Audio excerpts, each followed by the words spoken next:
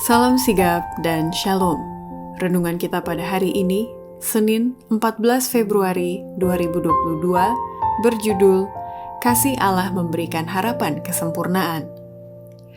Ayat intinya terdapat di dalam Roma 8 ayat 4. Supaya tuntutan hukum Taurat digenapi di dalam kita yang tidak hidup menurut daging, tetapi menurut roh. Pena Inspirasi menuliskan yang dimaksud dengan judul renungan kita pagi ini, Kasih Allah Memberikan Harapan Kesempurnaan, sebagai petunjuk bagi kita melihat kasih Allah yang tiada bandingnya, untuk supaya kita datang dengan penuh keberanian menghampiri tata kasih karunia Allah adalah sebagai berikut.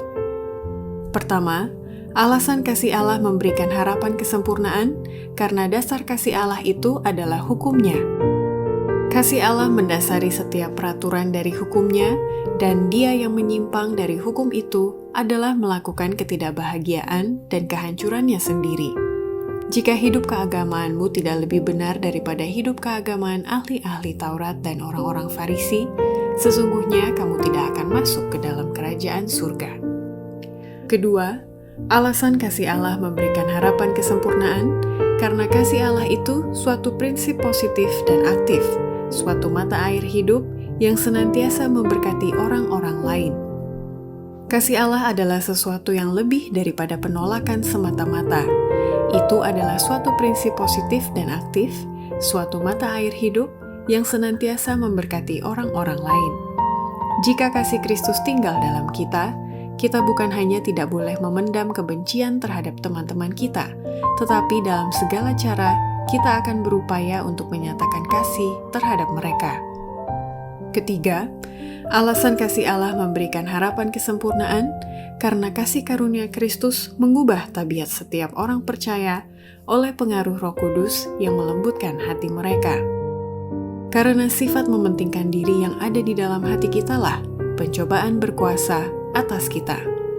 Tetapi apabila kita melihat kasih Allah yang besar, sifat mementingkan diri tampak kepada kita dalam sifatnya yang mengerikan dan menjijikkan, dan kita ingin supaya itu dibuangkan dari dalam jiwa.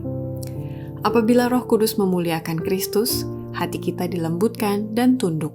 Pencobaan kehilangan kuasanya, dan kasih karunia Kristus mengubah tabiat. Keempat, alasan kasih Allah memberikan harapan kesempurnaan, karena kasih Allah itu memimpin kita untuk membenci kekerasan hati kita sendiri dan membiarkan Yesus tinggal dan berkuasa di dalam hati kita. Kasih Allah kepada kitalah yang telah memerintahkan ini. Dia akan memimpin kita untuk membenci kekerasan hati kita sendiri dan membuka hati kita untuk membiarkan Dia tinggal di dalamnya.